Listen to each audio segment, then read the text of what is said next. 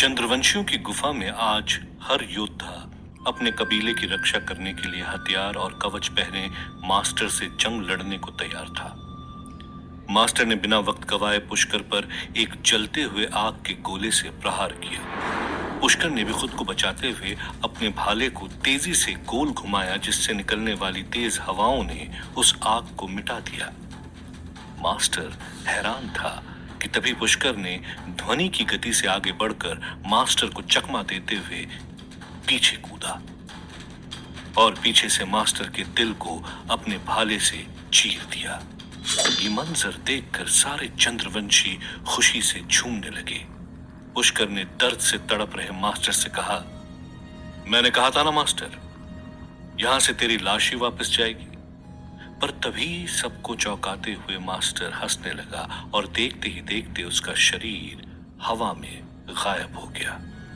पुष्कर हैरान था कि अचानक ये क्या हो गया कि तभी पीछे से मास्टर की आवाज आई,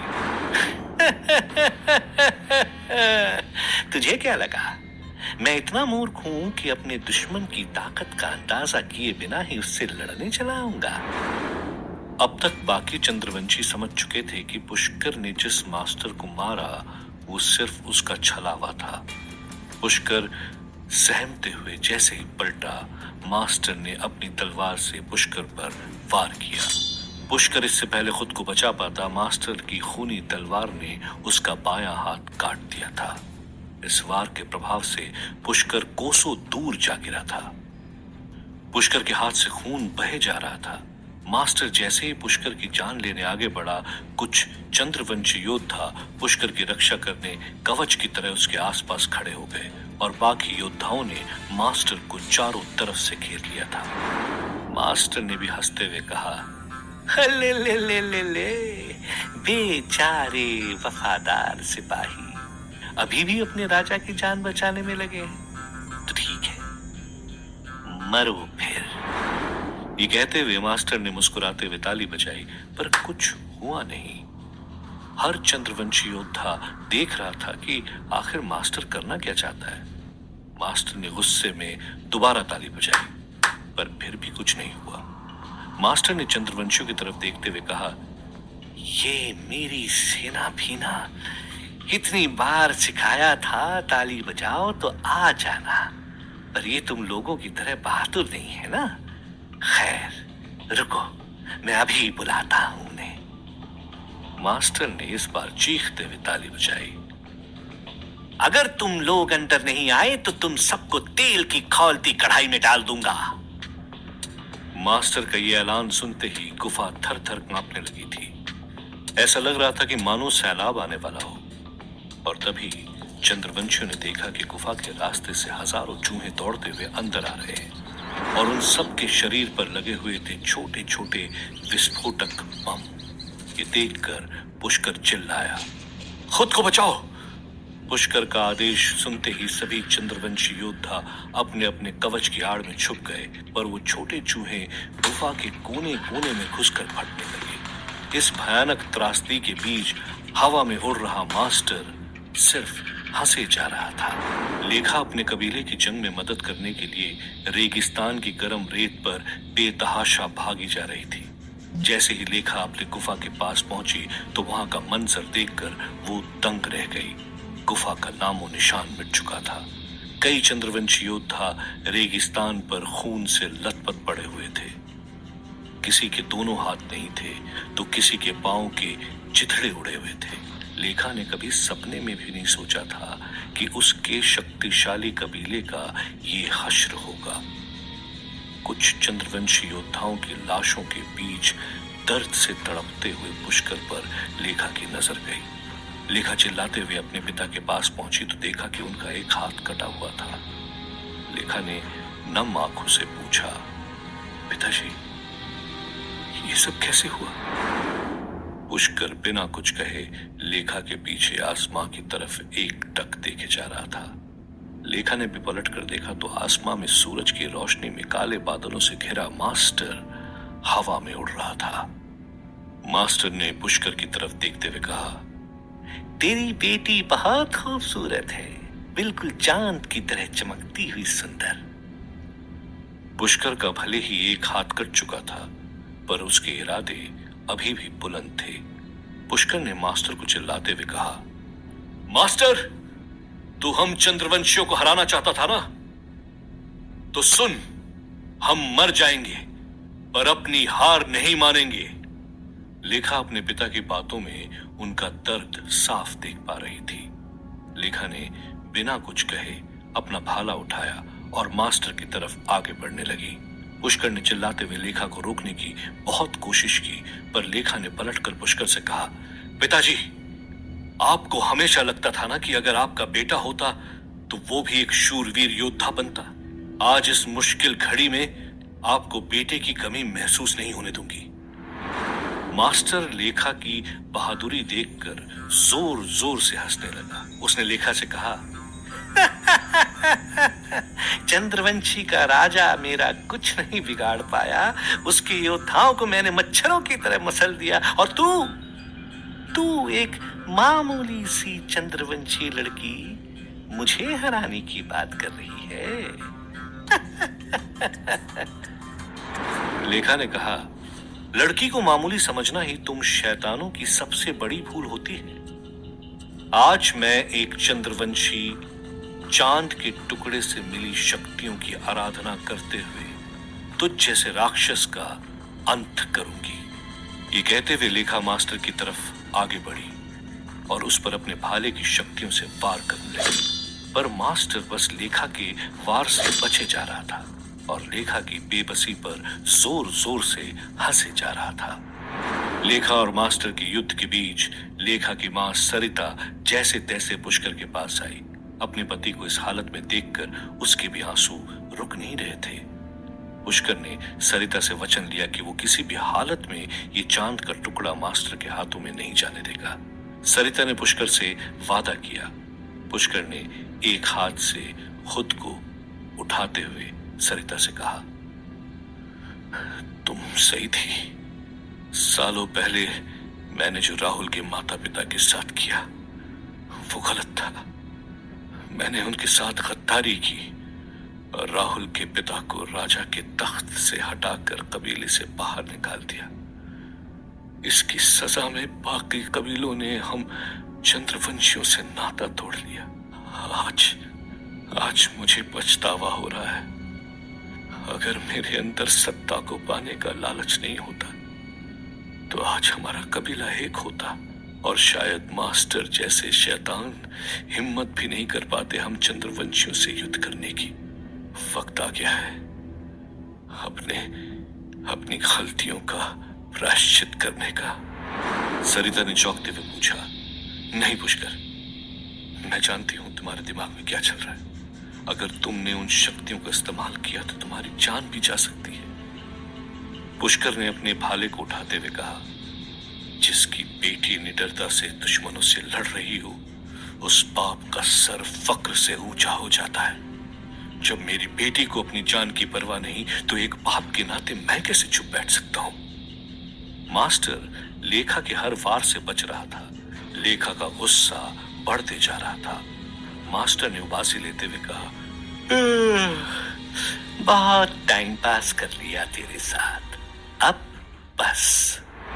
मास्टर तेजी से लेखा की तरफ बढ़ा और उसकी गर्दन दबोचकर उसे रेगिस्तान पर जोर से पटक दिया। लेखा ने खुद को छुड़ाने की कोशिश की, पर मास्टर उससे कहीं ज्यादा शक्तिशाली था। मास्टर अपनी खूनी तलवार से लेखा को मारने ही जा रहा था कि तभी पुष्कर उड़ता हुआ मास्टर की तरफ बढ़ा। अपने एक हाथ से उसने इतना तेज भाला चलाया कि मास्टर मीलों दूर घसीटता हुआ रेगिस्तान पर गिर गया। पुष्कर ने चिल्लाते हुए मास्टर से कहा, तू चंद्रवंशियों की ताकत देखना चाहता है ना, तो देख। पुष्कर ने अपने हाथ जोड़े और मंत्र का उच्चारण करने लगा। पुष्कर का भाला जिस पर चांद की आकृति बनी हुई थी वो भाले से निकलकर हवा में उड़ते हुए चमकने लगी। मास्टर ये सब देखकर हैरान था। उसे भी अंदाजा नहीं था कि आखिर पुष्कर किस तरह की शक्तियों का इस्तेमाल कर रहा है। और अचानक मास्टर की जमीन के नीचे एक गहरी खाई बन गई। मास्टर उड़कर उस खाई से निकलना चाहता था, पर एक अनजानी ताकत मास्टर को उस खाई में खींचती हुई अंदर ले गई।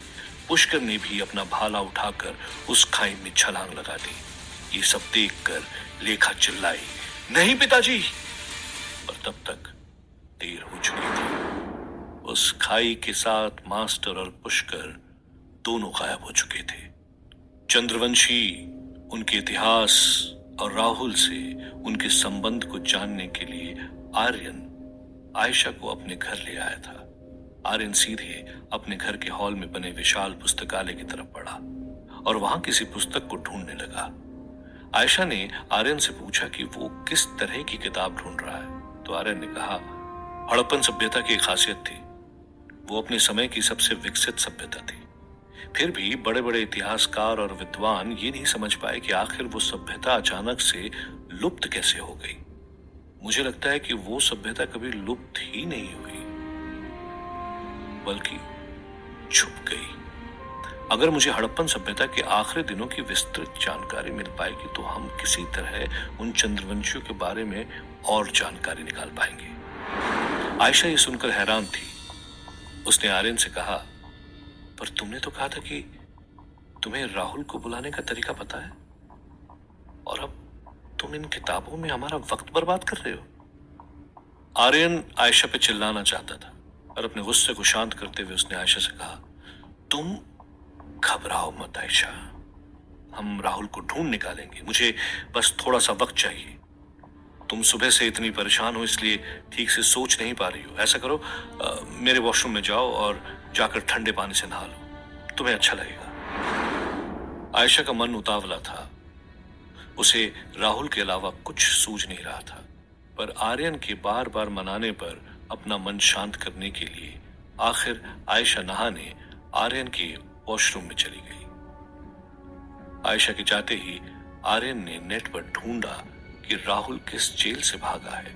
वहीं इंटरनेट से उसे नायडू का नंबर मिला। आर्यन ने तुरंत नायडू को फोन करके कहा, हेलो इंस्पेक्टर साहब, मैं कौन हूं ये पूछकर अपना वक्त बर्बाद मत कीजिए। आपको जो चाहिए मुझे भी वही चाहिए। राहुल, मुझे लगता है हम दोनों एक दूसरे की मदद कर सकते हैं। नायडू भी अपने ऑफिस में बैठा चुपचाप आर्यन की बातें सुन रहा था, और फिर नायडू ने कहा, तुम्हारा आइडिया अच्छा लगा, ठीक है, तुम्हें मुझसे जो मदद चाहिए मैं दूंगा। बस तुम्हारा काम होने के बाद उस राहुल को मेरे हवाले कर देना। आर्यन ने हंसते हुए कहा, बिल्कुल बिल्कुल ऐसा ही होगा इंस्पेक्टर साहब। आर्यन फोन काटकर सीधे अपने कमरे में गया और कंप्यूटर की स्क्रीन ऑन की, जिससे वॉशरूम में लगा सीसीटीवी कैमरे की रिकॉर्डिंग शुरू हो गई। आयशा इस बात से अनजान थी कि जिस बाथरूम में वो नहाने के लिए अपने कपड़े उतार रही थी, वो सब आर्यन अपने कंप्यूटर की स्क्रीन पर साफ साफ देख रहा था। आर्यन आयशा को नहाते हुए देख आनंद ले रहा था। शावर का पानी आयशा के जिस्म को भिगो रहा था। ये देख आर्यन ने मन ही मन सोचा, आयशा, कॉलेज के वक्त से ही मेरी तुम पर नजर थी, पर तुमने तो हमेशा ही मुझे फ्रेंड्स जोन में रखा। आज सालों के बाद किस्मत ने मुझे मौका दिया है तुम्हें पाने का, और देखो, तुम अपने साथ ऐसी जानकारी लाई हो जिससे मेरे पास लड़की भी होगी और बेशुमार धन भी। अब मेरा वक्त आने वाला है आयशा। बेचारा राहुल को अंदाजा भी नहीं था कि उसके प्यार पर कोई और अपनी नजर गड़ा चुका है। राहुल शालिनी के साथ चंद्रवंशियों की गुफा तक पहुंचा तो वो भी वहां का मंजर देखकर चौंक गया था। राहुल को यकीन नहीं हो रहा था कि मास्टर ने पूरे चंद्रवंशी कबीले को तबाह कर दिया था। शालिनी भी अंदर से डर गई थी। उसने पूरी कोशिश की थी कि मास्टर चंद्रवंशियों को हरा ना पाए, पर आखिरकार वही हुआ जिसका शालिनी को डर था। राहुल की नजर रेगिस्तान पर बेसुध पड़ी लेखा पर गई। राहुल दौड़ते हुए लेखा के पास पहुंचा और उसे उठाने में मदद की। राहुल ने लेखा से पूछा, मास्टर इतनी तबाही कर सकता है, मैंने कभी सोचा नहीं था लेखा। लेखा बिना कुछ कहे इधर उधर देखने लगी। तभी सरिता ने लेखा को देखकर आवाज लगाई, लेखा बेटी मैं यहां हूं। लेखा राहुल के साथ दौड़ती हुई अपने मां के पास पहुंची। सरिता ने राहुल को देखकर उससे क्षमा मांगते हुए कहा, हम सबको माफ करना राहुल। सालों पहले जो मेरे पति ने तुम्हारे माता पिता के साथ किया, आज हम सब उसका कर्म भुगत रहे हैं। और ये कहते हुए सरिता ने चांद का टुकड़ा राहुल के हाथ में थमा दिया। सरिता ने राहुल को इस चांद के टुकड़े की रक्षा करने के लिए कहा, पर राहुल को उस चांद के टुकड़े से ज्यादा उन लोगों की जान की परवाह थी। राहुल ने पलटकर शालिनी को एक बड़ी गाड़ी लाने के लिए कहा। राहुल चंद्रवंशियों में जख्मी पड़े योद्धाओं की मदद करने लगा। ये देखकर हर चंद्रवंशी ने शर्म से अपनी नजरें झुका ली। आखिर पुष्कर के कहने पर जिस राहुल को ये योद्धा जान से मारना चाहते थे, आज वही राहुल उनकी मदद कर रहा था। रेखा ने सरिता को सहारा देते हुए खड़ा किया और उससे पूछा, मां, मैं समझ नहीं पा रही, आखिर पिताजी और मास्टर गायब कहां हो गए? सरिता ने लेखा से कहा, तेरे पिताजी ने चंद्रवंशियों की सबसे बड़ी शक्ति चंद्र ग्रहण का इस्तेमाल किया। हम सबकी जान बचाने के लिए वो मास्टर को यहां से काफी दूर ले गए। लेखा ने हैरान होकर पूछा, कहां ले गए मां? सरिता ने आसमान की तरफ देखते हुए कहा, तेरे पिताजी इस वक्त मास्टर से धरती पर नहीं बल्कि चांद की जमीन पर युद्ध लड़ रहे हैं। ये सुनकर लेखा के साथ साथ राहुल भी चौंक गया था। सरिता सच कह रही थी। पुष्कर जानता था कि मास्टर को उसकी जमीन पर हराना असंभव है, इसलिए उसने अपनी शक्तियों से मास्टर को चांद पर फेंक दिया था, जहां का गुरुत्वाकर्षण इतना कम था कि मास्टर ढंग से हवा में उड़ तक नहीं पा रहा था। पुष्कर ने मास्टर की तरफ देखते हुए कहा, अब हुई ना ये जंग बराबर की। चांद की इस पवित्र धरती पर एक चंद्रवंशी के हाथों तेरा वध होगा मास्टर। इस जंग में पहली बार मास्टर के चेहरे पर भी डर साफ दिखाई दे रहा था। एक हाथ कट जाने के बाद भी पुष्कर का ये साहस देख मास्टर को अपनी हार का अंदेशा होने लगा था।